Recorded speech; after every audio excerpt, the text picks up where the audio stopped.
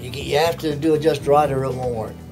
You can weld for 10 seconds, then let it cool for a half hour while you let it change from expansion and contraction, and then do another weld for 10 seconds. It makes the whole process very long, and if you try to go too fast, it will crack somewhere else because of the expansion. Cast iron can't take expansion. And so I did all this work on it for as I say, 6 weeks.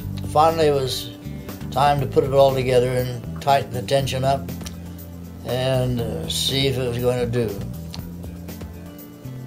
Thank the Lord, it worked. It had a gorgeous sound. I played it on the phone for these people. We shipped it back home to Portland. They were so excited with it that they built a special room on their house for a music room. And their 5 kids just played it endlessly, just loved it so much. They keep sending me emails. Thanks for saving our piano to go from not having to go to the dump. Well, word got around, and pretty much big time after that. I have an article, a front page story on a local newspaper, big picture, 8 by 10 of Wilford Young working on pianos. Yeah, well, that made my phone ring off the hook then for a while. And then the National Welders Association, they heard about this. They called me from Florida. Mr. Young, can we do a story in our national magazine about you? And so I said, okay, it's fine with me. So they had pictures, the article. They sent me a copy of the magazine, which I have in my library. And it includes my work, showing me at work doing a piano, and the story of how I repair pianos that are so badly damaged that usually they're thrown away, and I save them. Well, it came out in their magazine, a circulation of about 3,000 people. And so then I started getting calls not only from Utah, but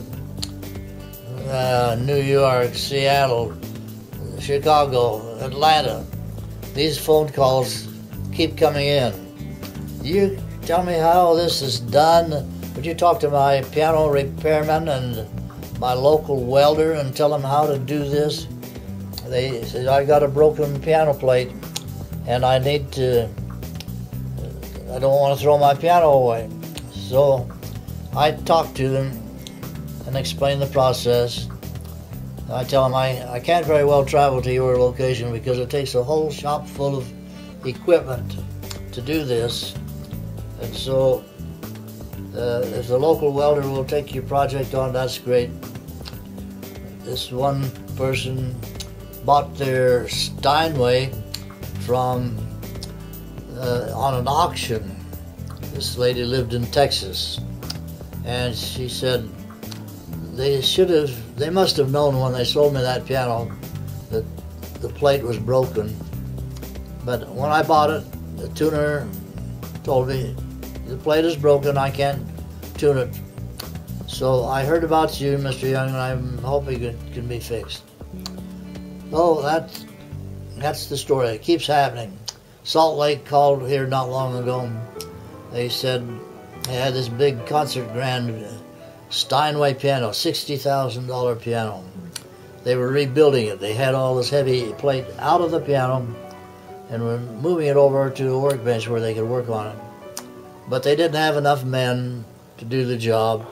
This one guy, he says, I can't hold it, it's too heavy, I'm going to drop it, It broke. Fell to the concrete floor and broke.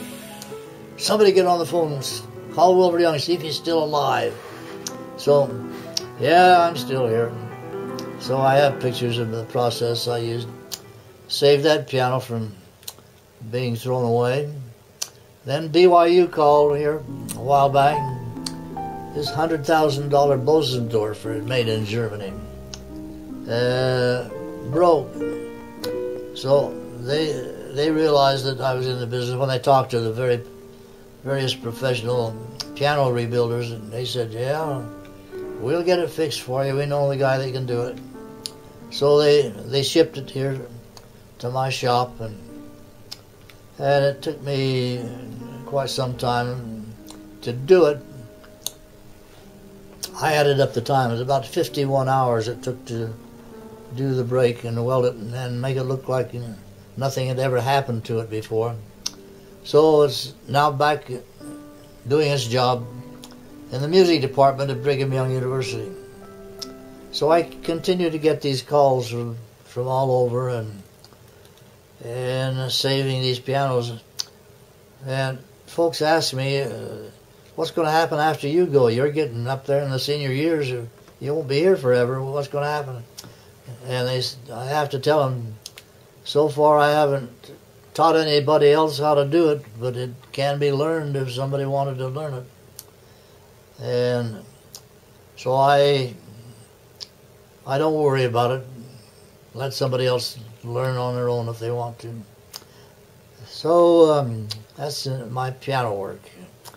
And so Francis and I, we live quite comfortably after being here 60. We've been married over 60 years. 61, 2, 3, something. 63, Wilford. 63 years we've been married. And we're still going. And we're getting up in these senior years where those of our age are one by one dropping by the wayside. We keep going to funerals, and now it's getting so that fewer and fewer of us, our vintage years, are left here to enjoy each other's company. Getting kind of lonely up here at this age. So we're on our way right now down to your incredible dungeon to get some pictures of how you repair a piano.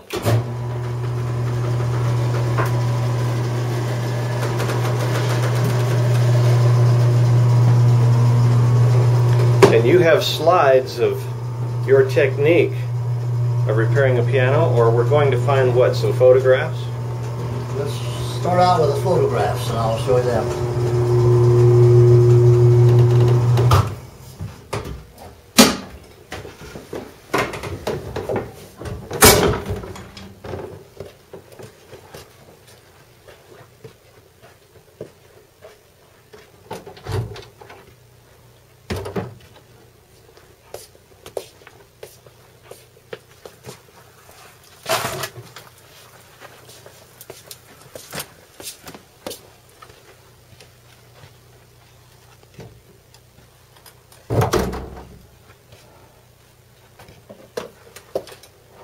Shall we carry them upstairs so we can see them better? Yeah. All right.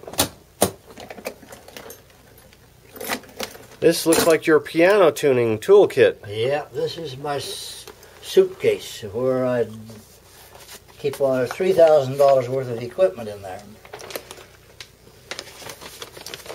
Computer, very scientific instrument, and I'll get something else.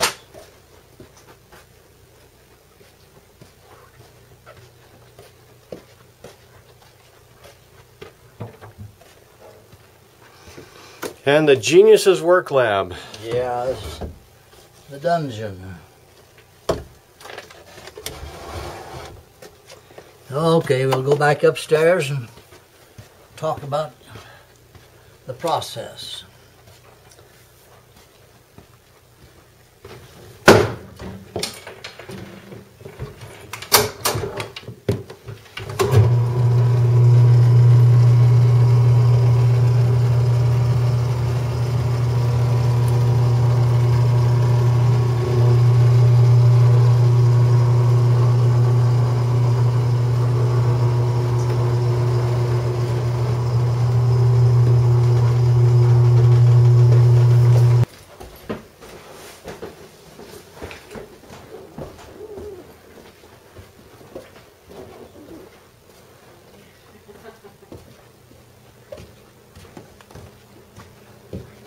Should we do 2 interviews in here or what? Now I'll sit right here and I can show you both what's going on.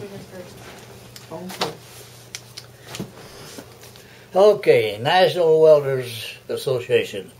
They have this manual or catalog magazine that they put out to a circulation of some 3,000 people. And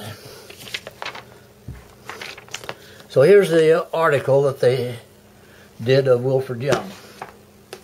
Here me working on a piano that's all finished now and put back together.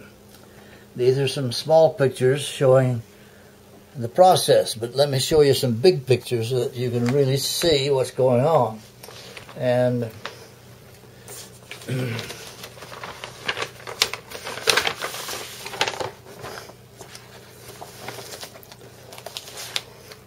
here's the local newspaper.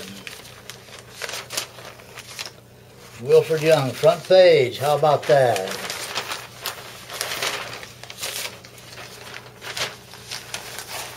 Tells all about the process.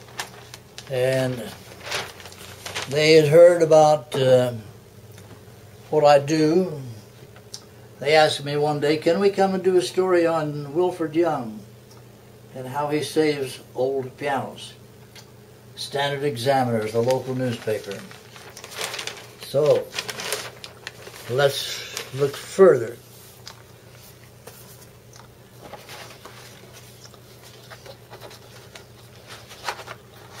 Alright, here's the old piano that these people bought in New York. A 100-year-old Bechstein. And it was so badly beat up that it looked like it was worthless. They couldn't do anything with it.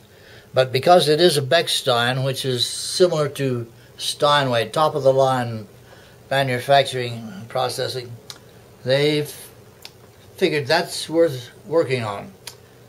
If we can buy it and have it completely restored. Well, after they restored it, then it looked like this. Like they just barely got it out of the factory. Everything was replaced in it. Strings, hammers, and it looked like just brand new.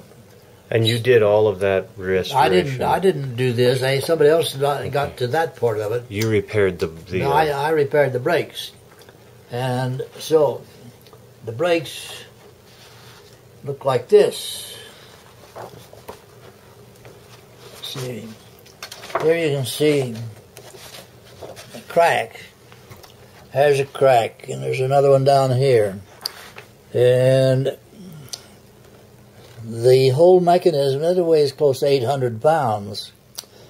All this cast iron.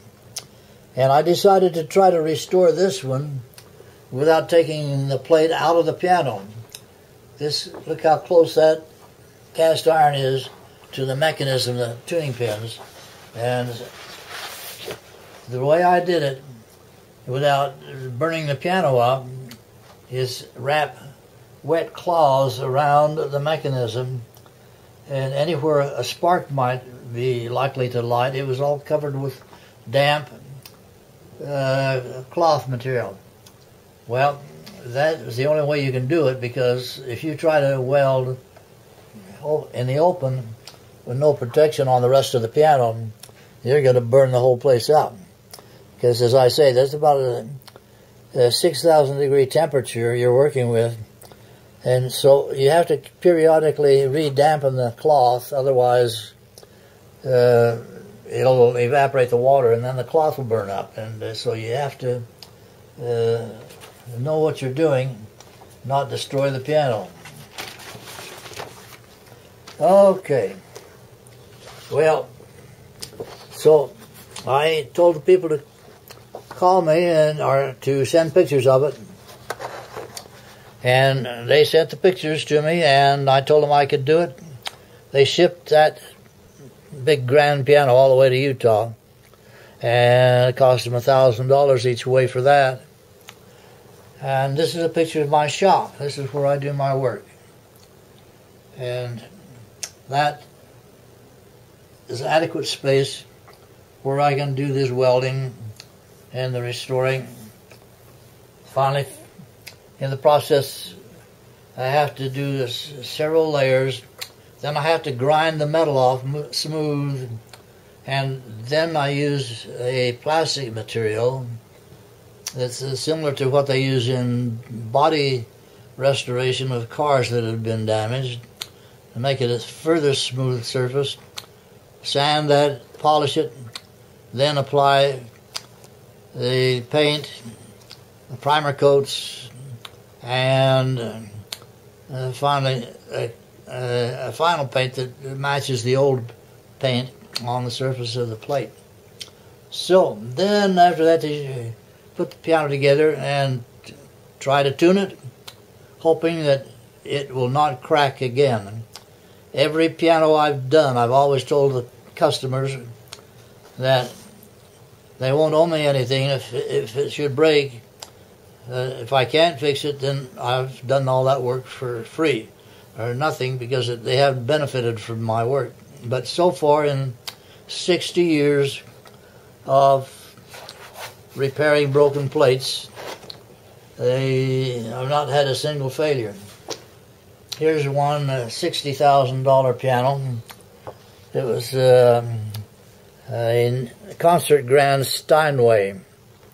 The piano was being completely restored, but they didn't have enough hired help to move it when they took it out of the piano and move it to a workbench where they were going to work on it.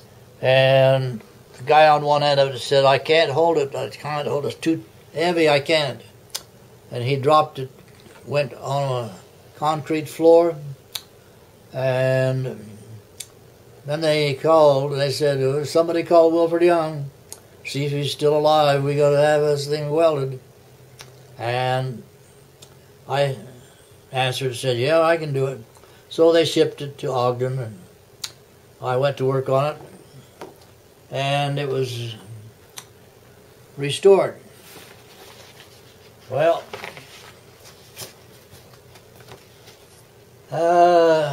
so I've been doing that all this time, and it keeps life interesting. The Piano Guild has a meeting once a month, and they ask me to give demonstrations every now and then on the process of restoring broken plates.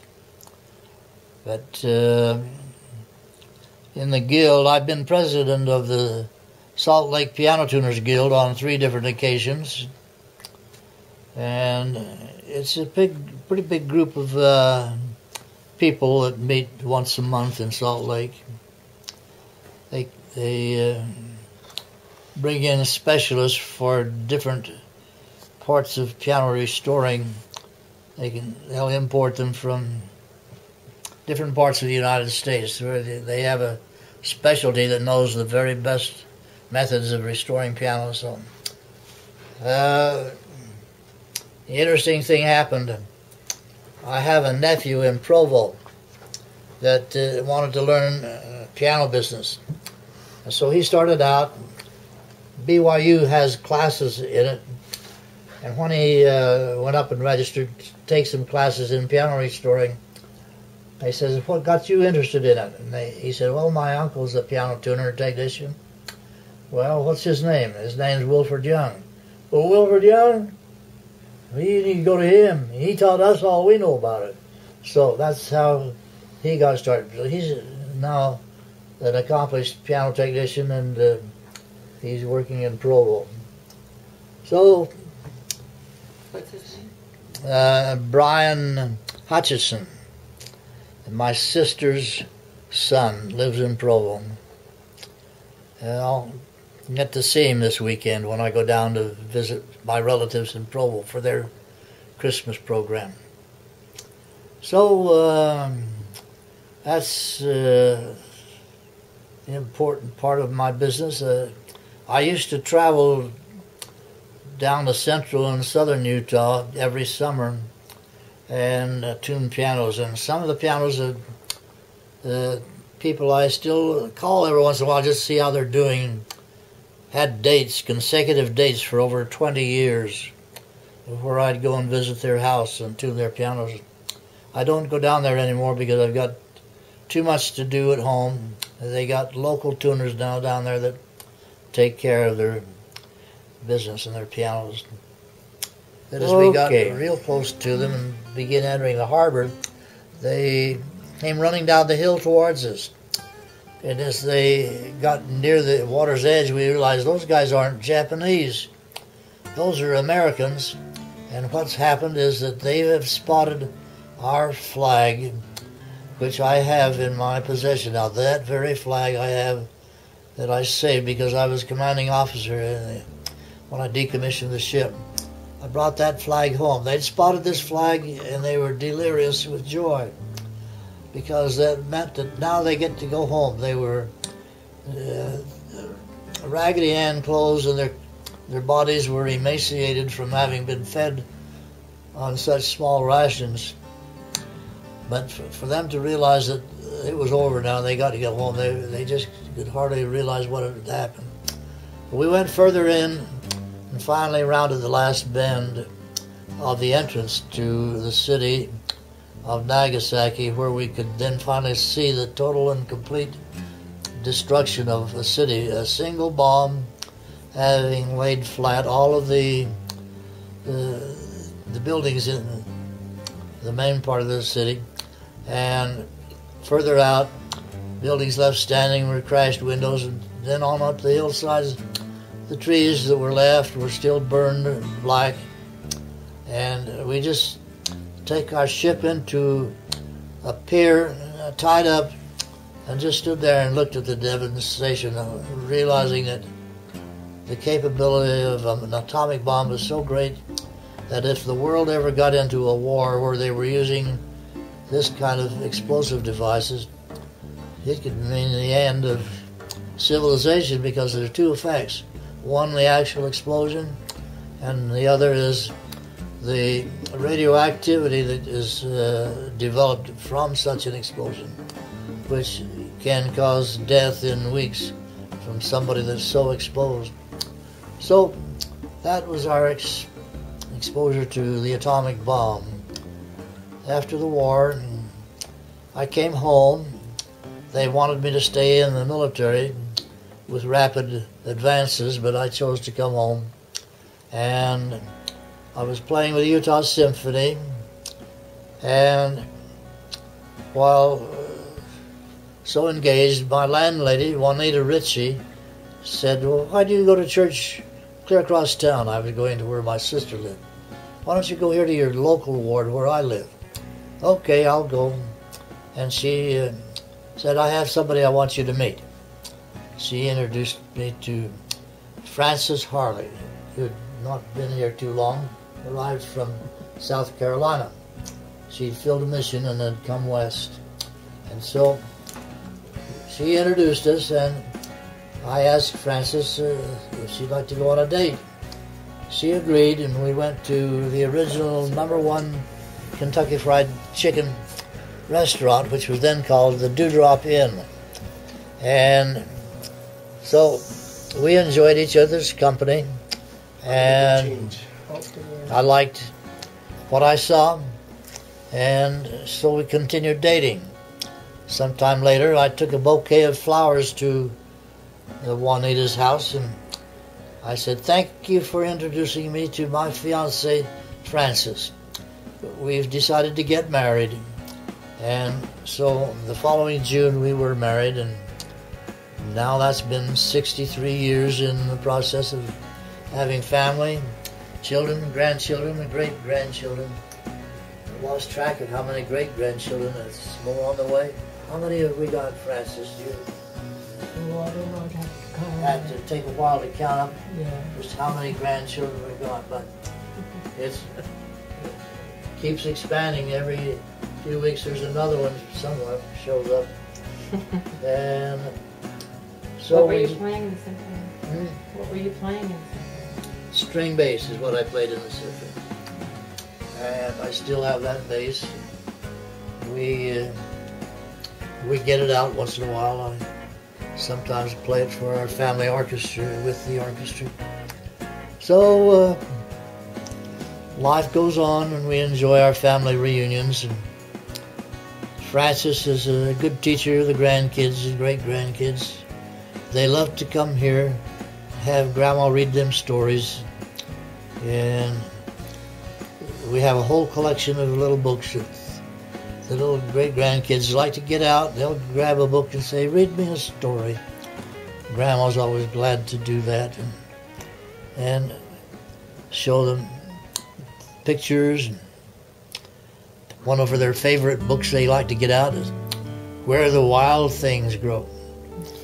And that's one of the favorites. Each generation likes that book. So then weekends we took up snowmobiling.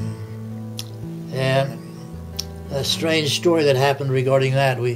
After a couple of generations of that and having so much fun, every Saturday was an adventure into the mountains, and we'd take the motorhome up, and that was our base camp. We would go out and run around all over the mountains and come home dead tired. But after doing that for so many years, I finally thought, oh, well, we've been there and done that. Might as well sell all of my equipment and move on with my life. So that's what I did, got rid of everything. Then one day, not too long ago, our granddaughter, Amelia, said, Grandpa, Josh and I would like to get a snowmobile because our home we've bought up in the mountains, they plow the road to within about a mile of our house, but we'd like to be able to live there all year and have a snowmobile from the parking lot up to our house. Could you look for a snowmobile for us? And I said, okay, I'll do that. So I looked at the ads and finally found one in American Fork that looked like it would be ideal for their use.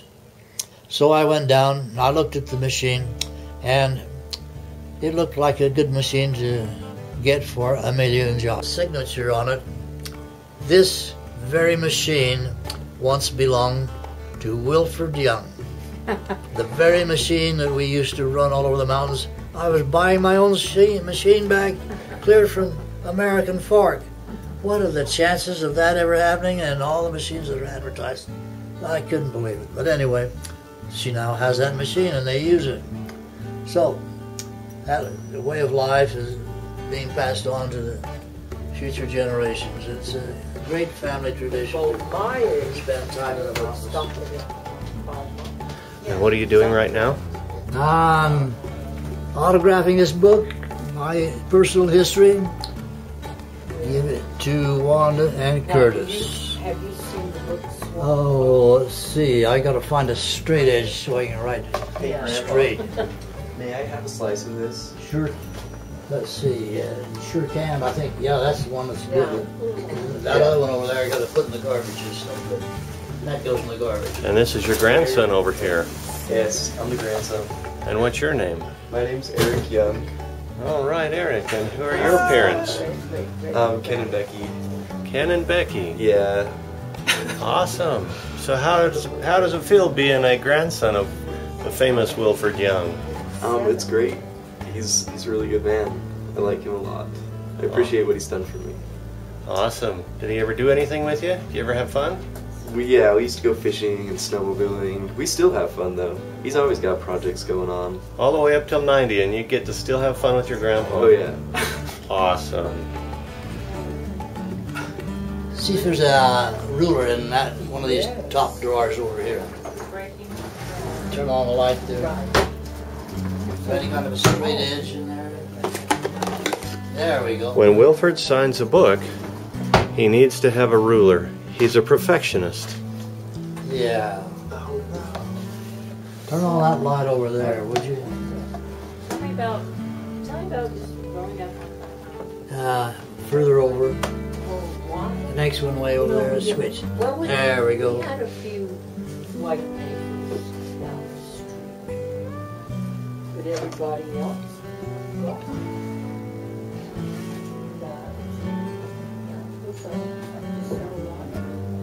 My mother, she grew up in a different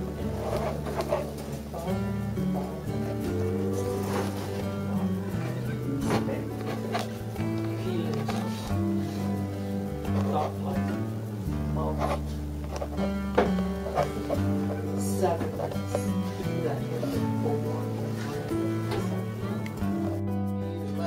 A, B, C, and so forth, but we can use numbers to indicate pitch. 1, 2, 3, 4, 5, 6. Yeah, we can number the notes on the piano. I said, Al, you're upstairs looking down on us here at this funeral of yours. I'm going to play a concerto for you. And the numbers that I've given the audience to see if they remember, it happens to be, as they all know, is your phone number. 394 733 394 7338. Now we can take those numbers and turn them into a piece of music, and that'll be your phone number concerto for the funeral today. 394.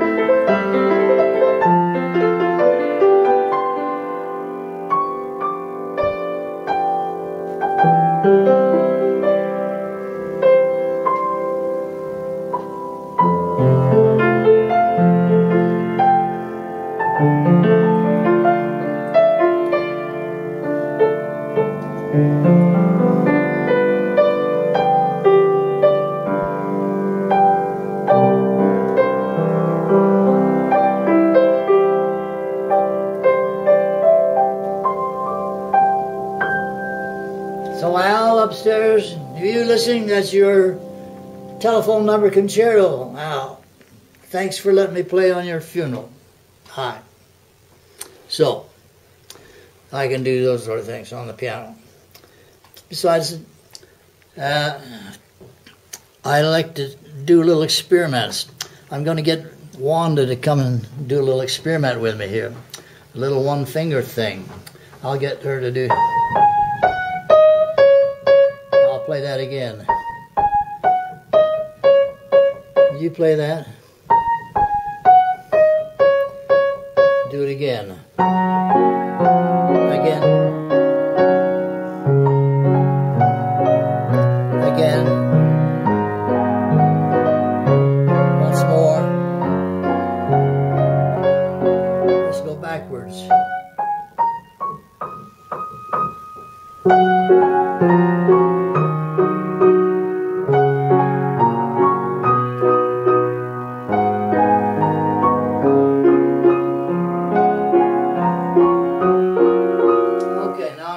Get you to do some different ones using the same pattern. You just 1, 2, 3, 4, 1, 2, 3, 1, 2, 3, 4, 1, 2, 3.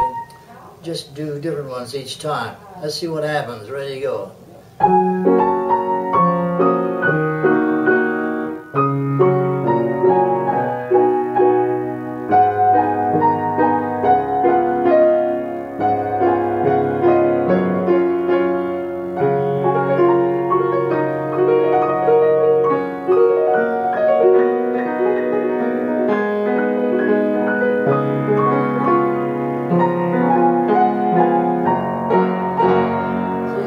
Practice for a whole week. So, Good job. So I like to do that with people that I've tuned their piano for, and they want to know if they should give their child a lesson or two. And so I have them sit down and do that, and it always works out so good. Wow, my child is brilliant. I'm going to have her do lessons right away. So that's a good demonstration on the mental intellect, how it works with music.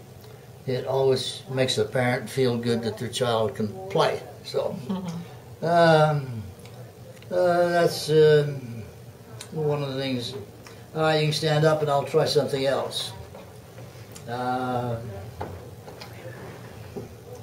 Let's see. This piece has a story to it.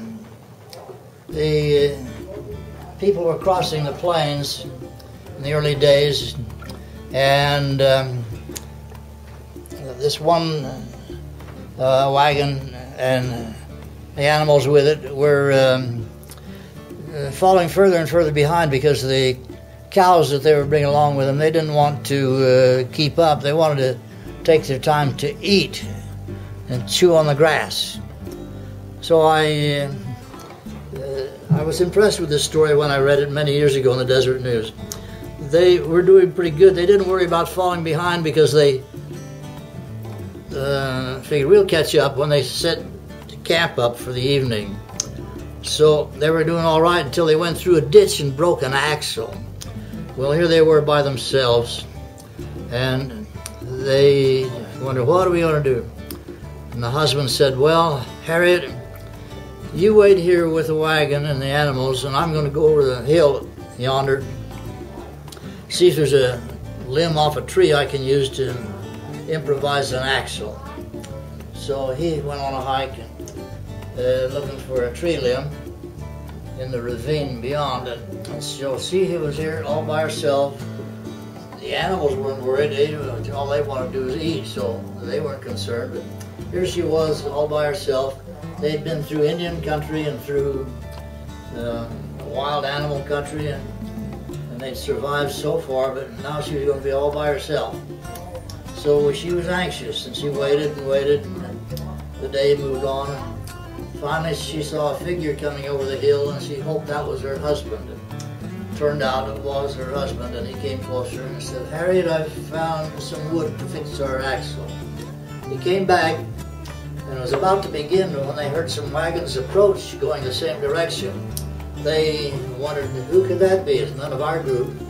And they stopped and inquired of the problem and informed Harriet and her husband that they were Missourians. Well, that wasn't a very nice word for them to hear, because that's the people they'd been fleeing from in Missouri. So they wondered what was going to happen next, but found out they were friendly, and they said, let us help you. Let's unload the things off your wagon, put them on our wagons. That'll make it easier to fix the broken axle. And so pretty soon there was some men there that had the muscle and the strength, and they were able to do the repair right away and get them on their way. And so this was an answer to Harriet's prayer when she'd said goodbye to her husband when he went looking for wood, that please protect me while I'm alone by myself till my husband gets back. So I made up a little tune that I called Harriet's Prayer.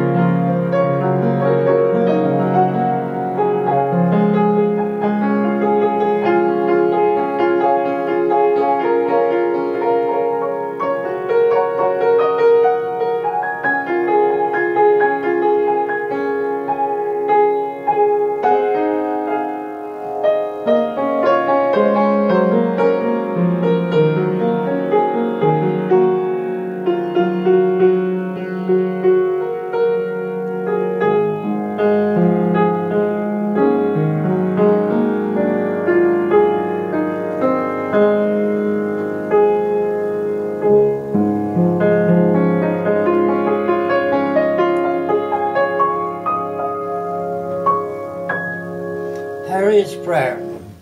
Yeah, she was afraid of what was going to happen. It turned out former enemies turned out to be their friends. We're going out to the shop now, where I do a lot of construction and repairs of all kinds on pianos, and then we're going to talk about this special process that I've devised for welding broken piano plates. That's the strong cast iron backing that gives the piano strength to withstand this tremendous tension of all these 200 or 300 strings that are tightened up to 200 pounds per string. Now let's go out in the shop.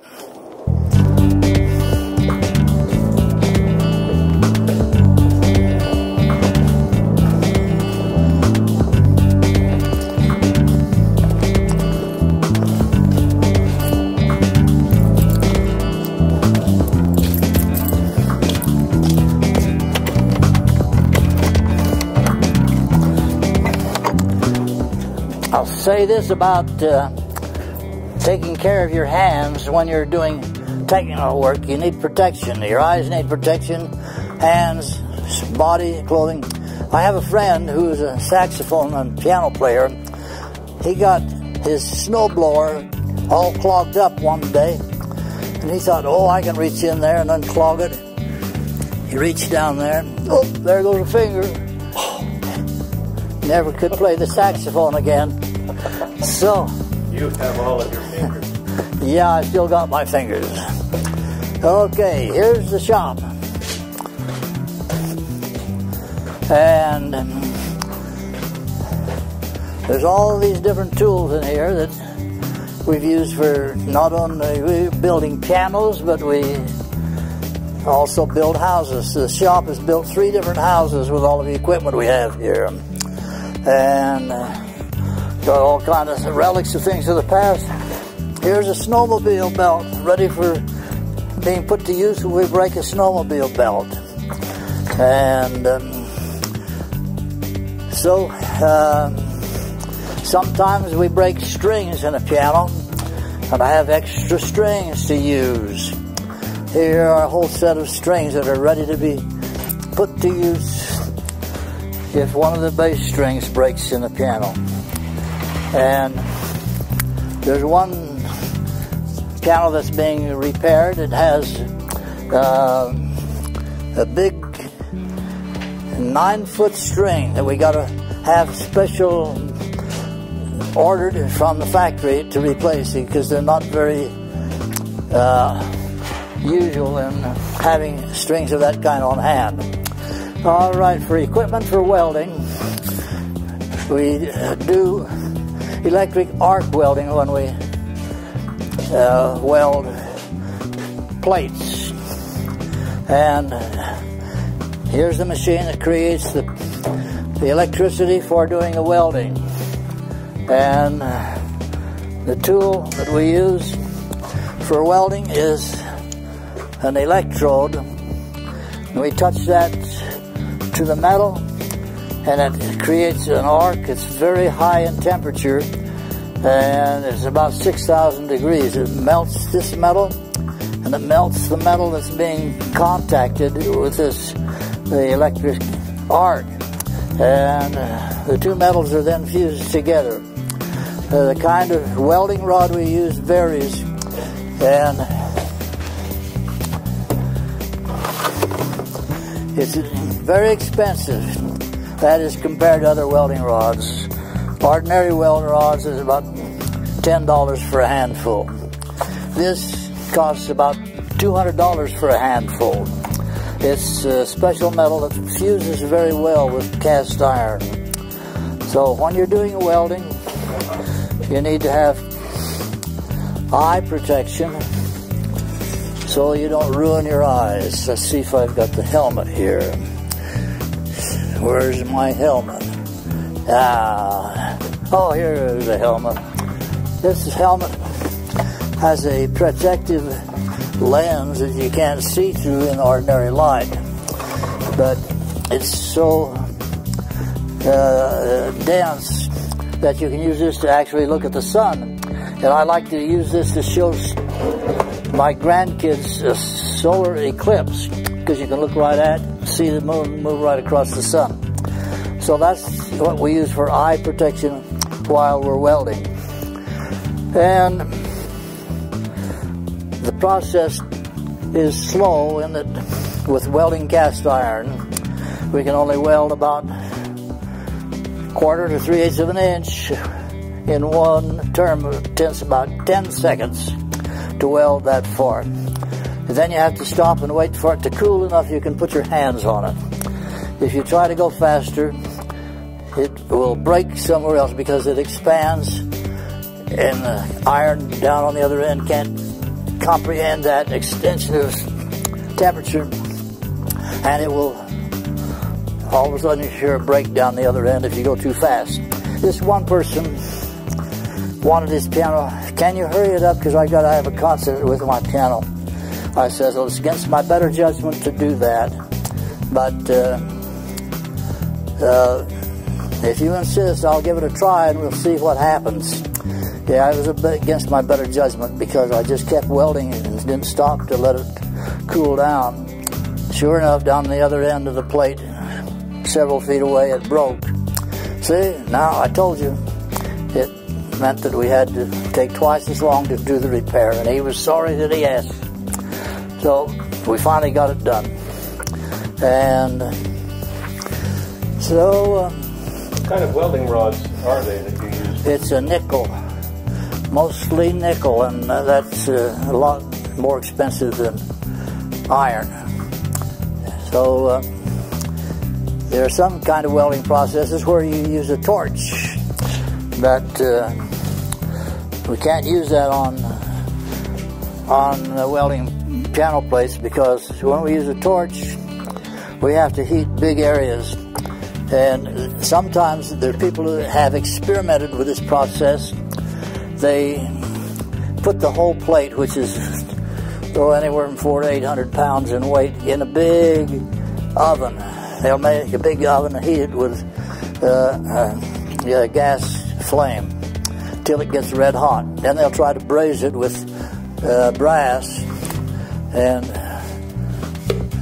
the trouble is that's not nearly as strong as the cast iron original, and so when they put this tension of all those hundreds of pounds of strings pulled to tension, it isn't strong enough and it'll break. Those that have tried it have found it, to their dismay, it didn't work after all that work. So, any other questions? No, this is incredible. And so on the process of repairing that board,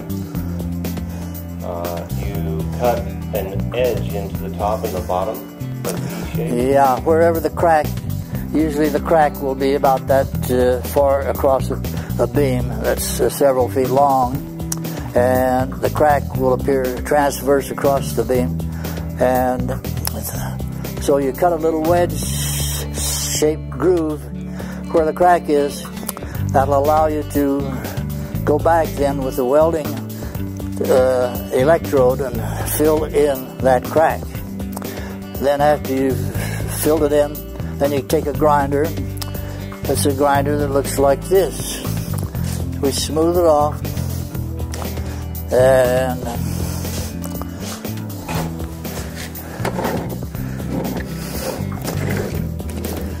it was right here, and where is it now?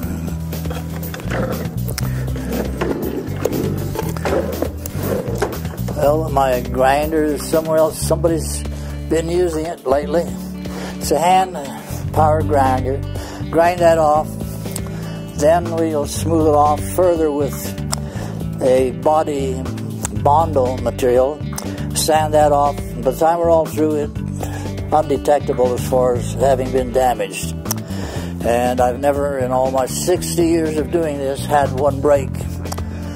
And so I tell the customer all the time, if it does break, there's no charge for it. I guarantee all my welds. They've all reworked over these 60 years plus. Okay, what else we got? I'll show you something interesting about plumbing in a house.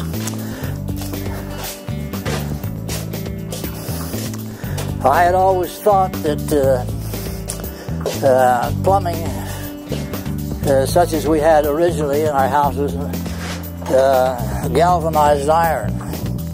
Galvanized iron is shiny and you'd think it'll last forever.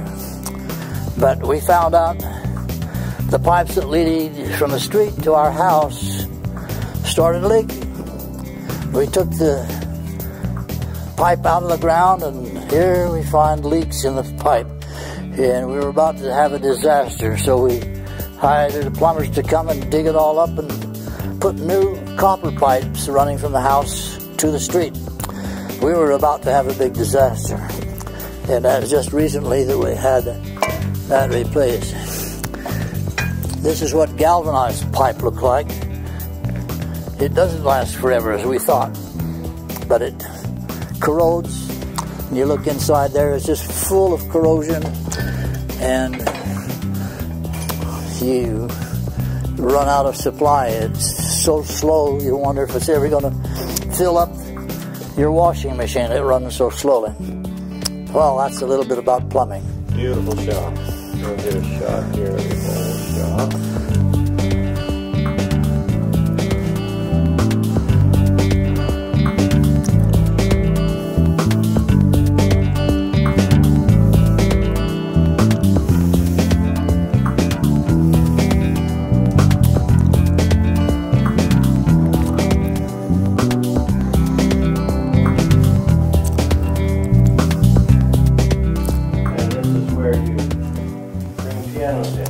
Yeah, right about there is where we bring the piano in and do the welding.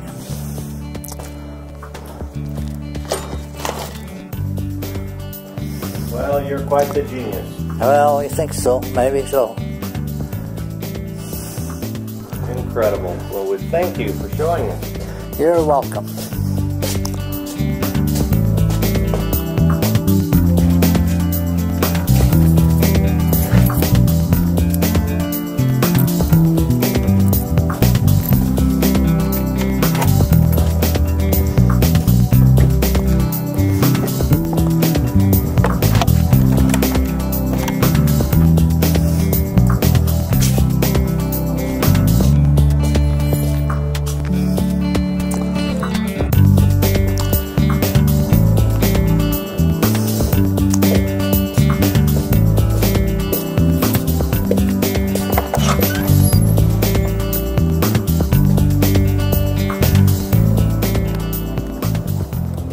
Of the area for our ship.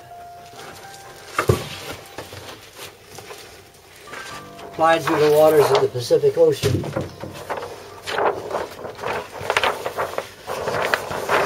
Here it shows our course. We went from the United States, entered the war, different places where the war was going on. I boarded my ship and we proceeded from Saipan, the invasion there, over to Okinawa, where another invasion was taking place. And it was so horrendous, words hardly describe what took place in those invasions. But when the bomb was dropped here on Japan, two places, Hiroshima and Nagasaki, we were told we were closer to anybody else. They said, go to Nagasaki and begin sweeping the harbor of mines so we can start the occupation. While we were in the procedure of doing all the cleaning up of the mines that were in the China Sea, a big storm came up, a windstorm. It was so great that we were warned that we should seek shelter someplace as close as we could find it. We got into this harbor of Sasebo and found shelter and tied up to a big buoy and waited out the storm. 7 of our sister ships, just like this one in the picture over here, never made it to shore, or to the protection of a harbor. 7 of our ships went down, and we listened on our radio to their last frantic calls that you'll hear no more from us, our ship is sinking. And that's the last we heard of those. One more little story about, as we entered the harbor at Nagasaki, we had a little distance to go because it was such a long entry, and then a dog leg around a bend. And at the round of that dog leg bend, we became aware of the destruction that was caused by one single bomb, that one bomb that was dropped from an airplane at 30,000 feet and designed to explode at 500 feet above the ground. And as we saw the destruction, it was so amazing we could hardly realize that a single bomb had destroyed the whole city and the hillsides around it. The ground zero was laid level everywhere. A little ways away there was buildings, parts of which were standing, chimneys and tree trunks. Then all the way to the top of the hills were the trees that were destroyed, burned, blackened. And so as we tied up to the pier and just stood there and looked at the destruction, we wondered how the world would ever survive if it came to a world war using atomic bombs. It would be foolish to attempt to begin a war using these destructive devices, because there are two things that come into play. One is the explosion itself, and another is the radioactive effects of such explosions.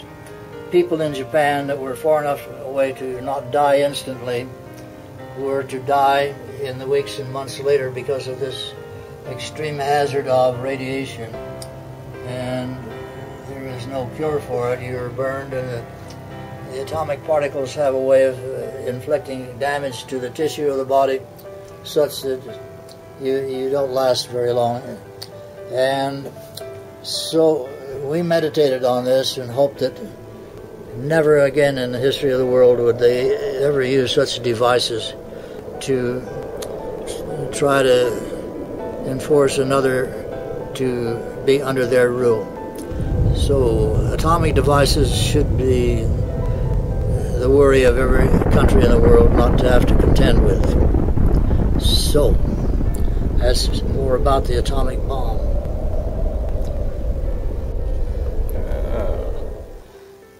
Utah Symphony playing in the Tabernacle. Right. Maurice Abravanel was the director back then. Here's the atomic bomb.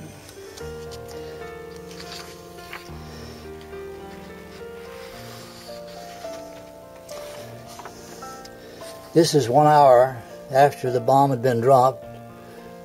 The builders, or no, this was an hour before the bomb was dropped. Then this is afterwards.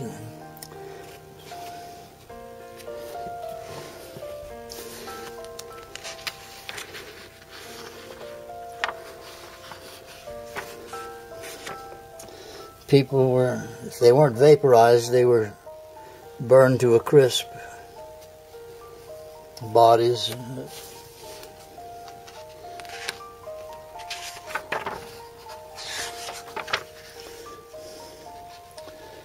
Here we're bringing back some minesweeping gear.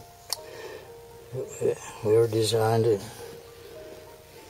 This is aboard our ship. We made a little Christmas tree out of gum wrappers.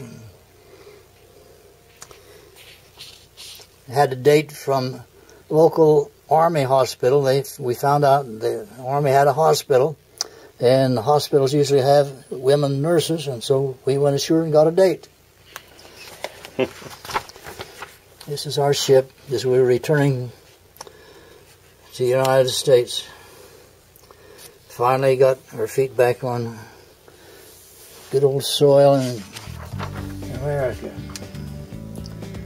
Small crew. This is half of them, about half of them had gone home by now. And here's navigator and executive officer and myself as captain of the ship.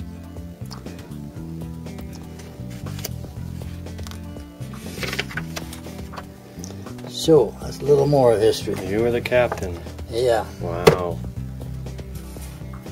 That's how I got to keep the flag.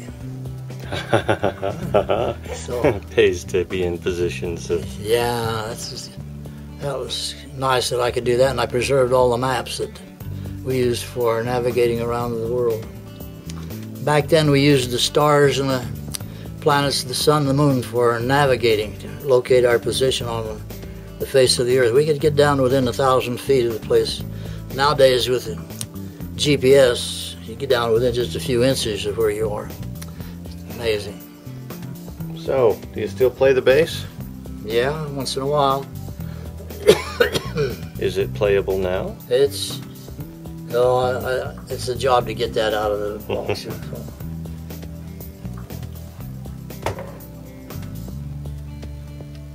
Well, this has been a wonderful moment. Yeah.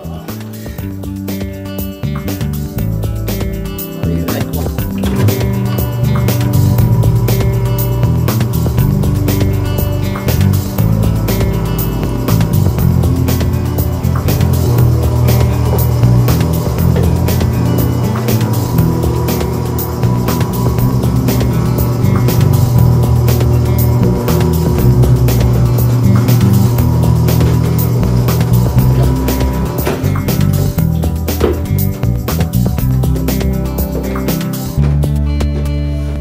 Mm-hmm.